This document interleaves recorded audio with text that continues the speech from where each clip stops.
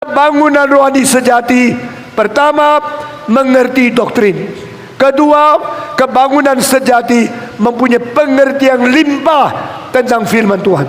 Ketiga, kebangunan rohani yang sejati ada kebangunan moral. Kalau saya sudah beriman tapi tidak ada kelakuan, mati adanya.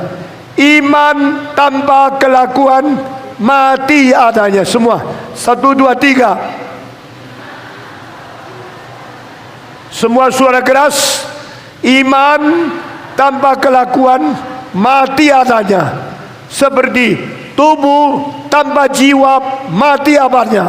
Engkau di dalam gereja kelihatan gedung bagus sekali, percuma.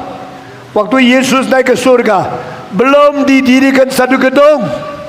Waktu Yesus sudah selesai tugas keselamatan naik di surga, tidak ada gedung HKBP, tidak ada gedung Katolik, tidak ada gedung GRI. Waktu Yesus naik ke surga, belum didirikan sebuah gedung, sehingga gedung tidak penting. Jangan sombong. Gedung yang saya bangun boleh menampung 6.500 orang, tapi bagi saya gedung itu tidak penting. Waktu Tuhan Yesus datang kembali, tidak ada gedung yang diangkat.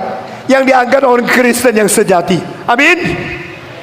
Jangan lupa, waktu Yesus datang lagi, Dia tidak akan mengangkat gedungmu ke surga. Tidak ada satu gedung yang diangkat. Yang diangkat adalah mempelai perempuan daripada Kristus sebagai mempelai laki-laki. Dia adalah yang menjadi suami gereja. Kita menjadi mempelai perempuan. Kita orang-orang Kristen, orang-orang suci, gereja yang kudus dan am, yang mempunyai tubuh ini akan dijadikan seperti Kristus yang sudah bangkit pula dari antara orang mati. Kita yang akan diangkat, bukan gedung gereja yang diangkat. Itu sebab jangan sombong. Ada gedung gereja, tidak ada apa-apa yang bisa dibanggakan. Tidak ada pun, tidak usah malu.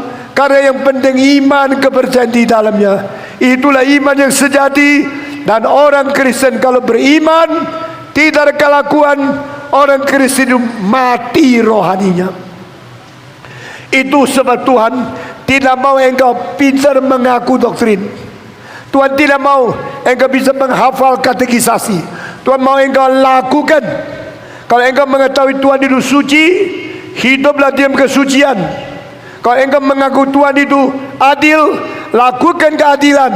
Pejabat-pejabat yang berjabat sebagai hakim-hakim, jaksa-jaksa, advokat-advokat, jangan melakukan ketidakadilan.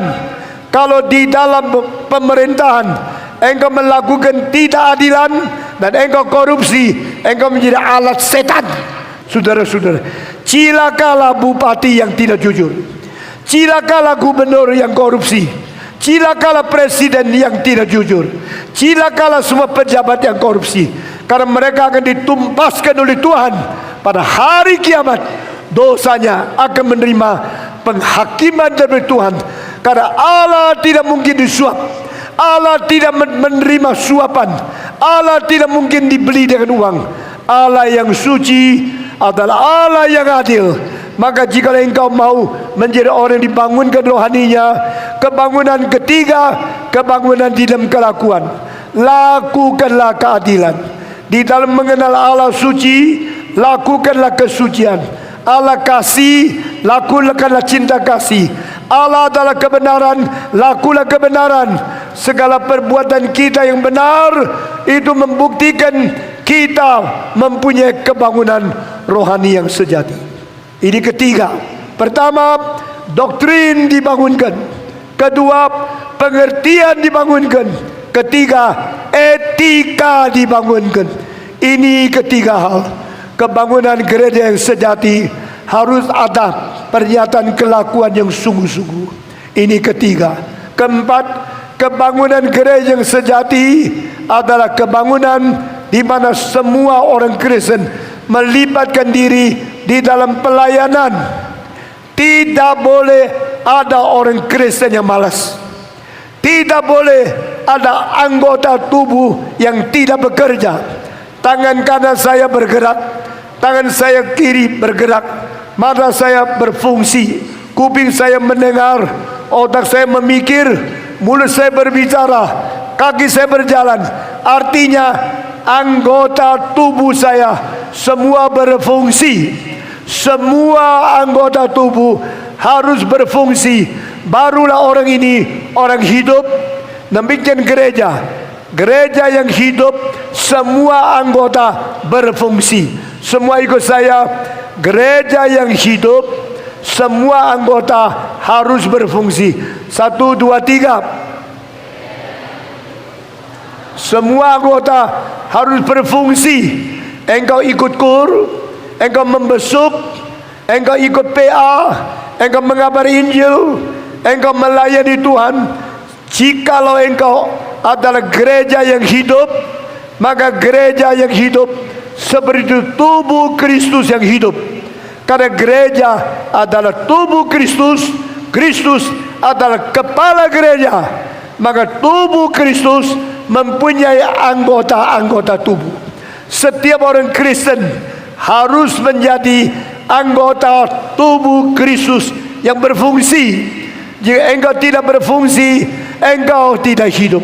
Jikalau gereja mempunyai anggota yang sama sekali tidak berfungsi, gereja itu adalah tubuh Kristus yang mati. Maka kebangunan rohani, pertama, doktrin dibangunkan. Kedua, pengertian dibangunkan. Ketiga, etika moral dibangunkan. Keempat, pelayanan dibangunkan. Di dalam gereja saya ribuan anggota, hanya 2 macam. Semacam yang melayani, rajin, kerja terus, mengabari Injil, mau diutus, berbuah banyak. Satu macam lagi, malas, tidak mau kerja, tidak mengabari Injil, tidak ikut KKR regional. Dan mereka makin lama makin suam, makin menjadi orang Kristen yang mati. Saudara-saudara, jadilah orang Kristen yang giat. Jadilah orang Kristen yang berapi-api. Jadilah orang Kristen yang melayani Tuhan. Jadilah orang Kristen yang berfungsi sebagai anggota tubuh Tuhan. Ini kebangunan keempat. Terakhir, apakah kebangunan gereja yang sejati? Mempengaruhi masyarakat dengan mandat budaya. Saudara-saudara, orang Kristen ada yang menjadi dokter, ada yang menjadi menteri, ada yang menjadi pejabat, ada yang menjadi tentara, ada yang menjadi guru, ada yang menjadi suster, ada yang menjadi guru kindergarten, ada yang menjadi orang jaga toko.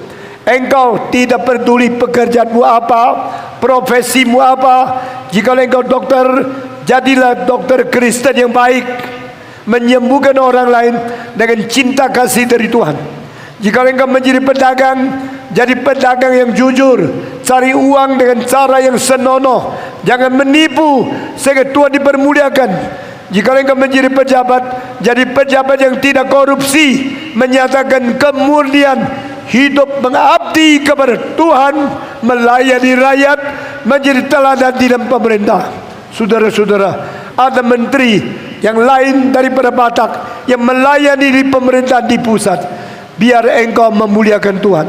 Saudara-saudara, jikalau semua orang Kristen di dalam semua profesi, di dalam segala pekerjaan memuliakan Tuhan, maka gereja itu sungguh-sungguh dibangunkan. Ini kebangunan yang kelima.